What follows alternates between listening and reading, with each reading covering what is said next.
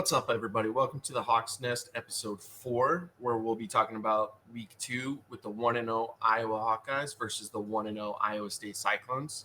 The game is this Saturday, September 9th at Jack Trice Stadium in Ames at 3:30 p.m. Eastern. Iowa is a 4-point favorite, and the over and under is 36.5 points. So last week, Iowa played Utah State, so a little recap for that game. Game started off with a big return by Caleb Johnson. Following play, Utah State lost their stud defensive lineman. And then second play of the game, Cade hits Seth Anderson wide open for the end zone for a touchdown. There was a stat showed that this was Iowa's first season opening drive touchdown pass since 1991 when they played Hawaii. For reference, I was 1 year old during that game. And what I liked about the first opening few drives for Iowa was that it was a more spread-based offense, which is new for Iowa because, as we all know, they're pretty run-heavy. After the first quarter, Iowa led 14-0. And then that's when they slid back into the old Iowa. From the second quarter on, it was really brutal to watch. The offense became really stagnant. Utah State's Ike Larson pretty much single-handedly kept Utah State in the game. He had a blocked punt. He had multiple chances for interceptions. And in the fourth quarter, if it wasn't for Iowa tight end Luke Lachey making great catches, the game could have really swung in Utah State's favor. One thing I did notice was that Iowa's defense didn't look as dominant as I had hoped. I don't know if it's just some new players getting used to different positions, like Nick Jackson playing more on the outside when at Virginia he was more of a middle, for example. But there was a lot of space for Utah State to operate in.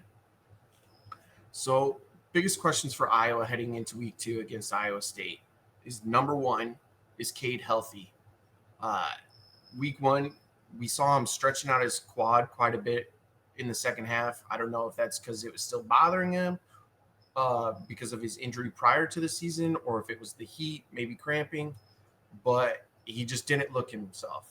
Number 2 is, will we finally see the upperclassmen make plays on the offensive line? Utah State was able to get pressure on Cade the entire second half. The offensive line gave up 9 tackles for loss, which is a bunch for any program, but being a proud offensive line school like Iowa, that's a lot. Number 3, who will step up at wide receiver?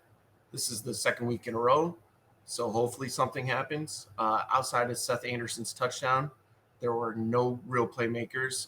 Raggy Eni was the only wide receiver to have a catch outside of that touchdown pass. And number 4, like I said, is Iowa's defense not elite anymore. They gave up over 100 yards rushing by Utah State. They gave up over 250 yards passing by Utah State. And no knock against Utah State. Iowa's defense should have shut them down, though.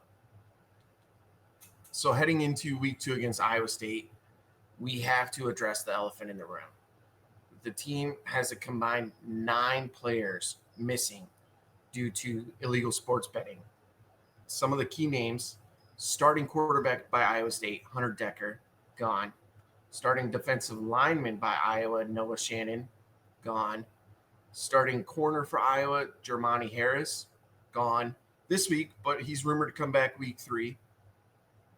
And Friday of last week, it was announced that starting offensive lineman by Iowa State, Jack Remsburg, will also be suspended the first 6 weeks of the game at a minimum.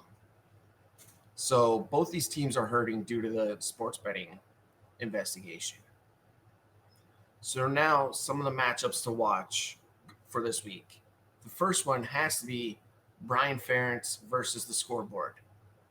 Utah State was a team that Iowa should have ran the score up on. 24 points was not nearly enough for Ferentz to be comfortable. With that being said, Ferentz needs 301 more points and 6 more wins this season to secure a $112,000 bonus and have his salary raised to $925,000 for the next season. Another matchup has to be Iowa's front seven versus Iowa State's run game.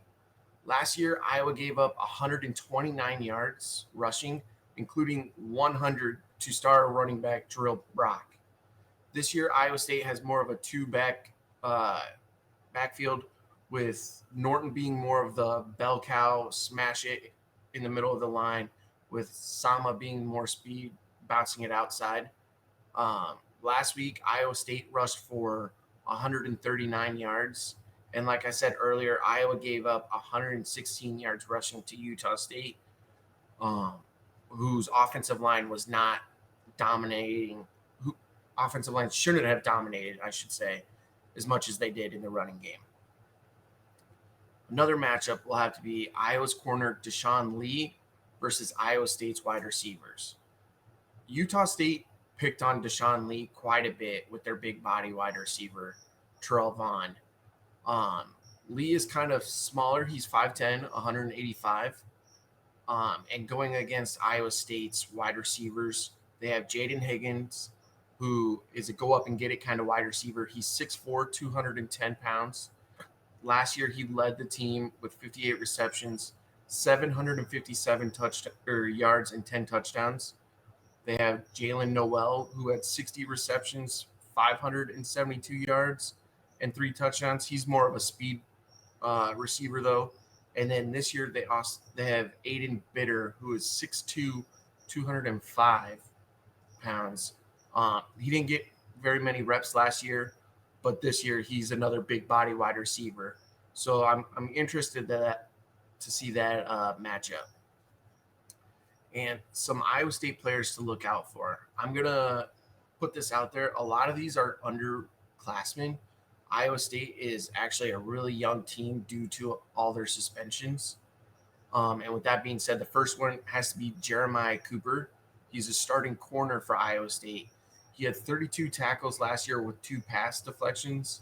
But last week against UNI, he had 4 tackles, 2 interceptions, including a 58-yard pick six.